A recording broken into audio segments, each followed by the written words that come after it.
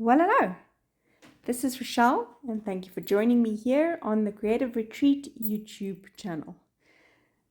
Today, we are wrapping up our devotional for February, which is called What Jesus Needs. And I am again going to work in my craft dot journal by Archer and Olive. This is a dot journal with craft colored paper where I do my devotional wrap up, and the reflection questions. Those are very important to me, and they have really in the last year made a huge difference in the way that I approach these devotionals. You can check out on the channel every month. My last video is in this journal, and it really has been to, number one, write out the scripture verses. It helps me to remember these and put them to memory, and also into application, because if I know what it says, I can then apply it in my life like that. But then also to really look at these reflection questions. When we do a devotional or any kind of reading, it is always applicable, or it makes it more applicable and useful if we use those questions to see how we can apply it in our lives. So not just being hearers of the word, but truly being doers of the word also.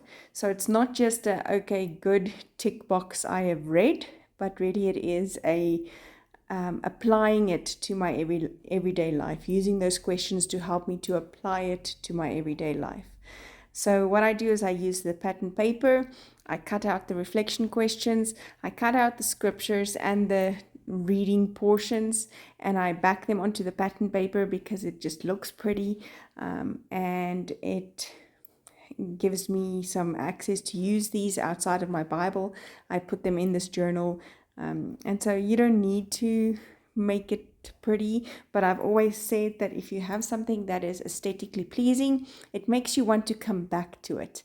So it makes you want to spend that time in the Word, and then in reflecting over these questions, in finding out how you want to apply it. So that's why I make it pretty, using the resources that we have in Creative Retreat, be it from your devotional, the backing that I've used here, the colored paper, or from the Faithfilled Digitals, where you can print these pattern paper pieces, and then I back it like that, or mat it like that, or mount it like that, whatever you want to call the scrapbook term for putting plain paper on top of pattern paper, or vice versa. So that just, it definitely isn't necessity, but like I said, I find personally my brain works.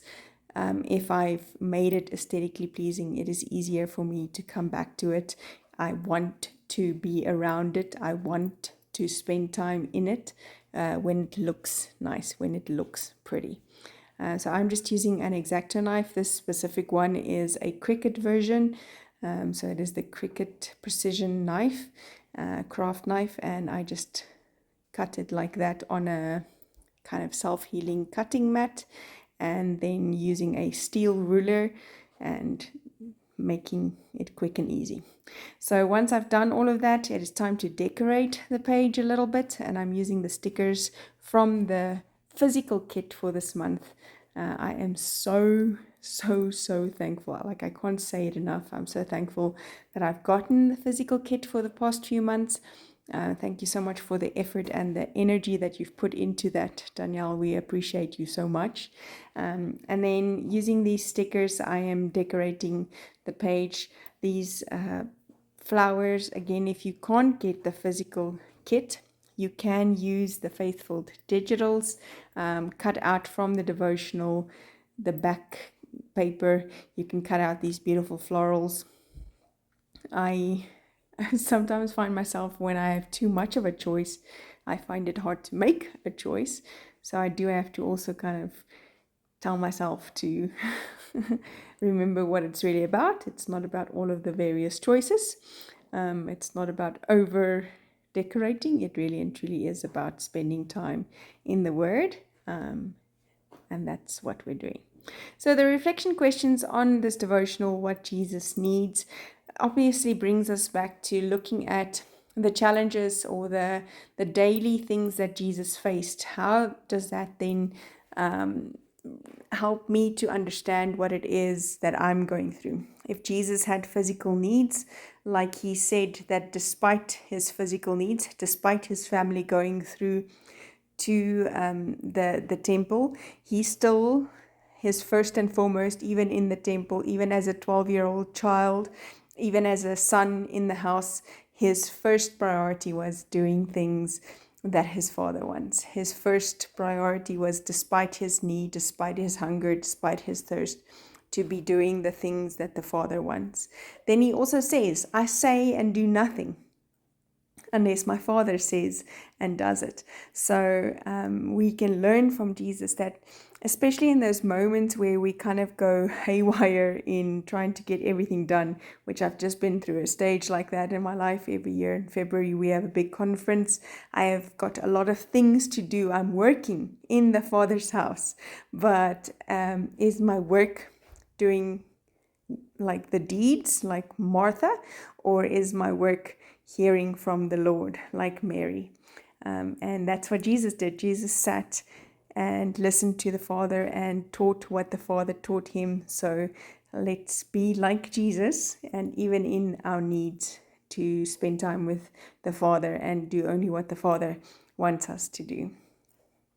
So I'm using just a pit artist pen to write out my answers to these questions, and in here on question 5 just to write out my prayer.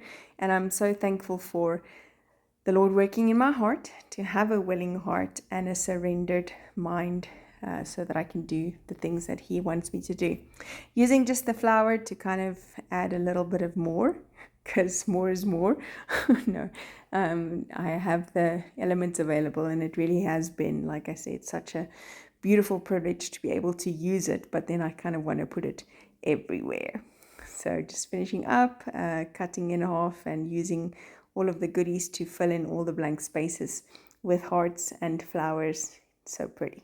So thank you for joining me. I do hope that you use these reflection questions as well for yourself, to be able to apply the word to your life and not just be hearers, but also be doers of the word, applying the verses as you read them for yourself.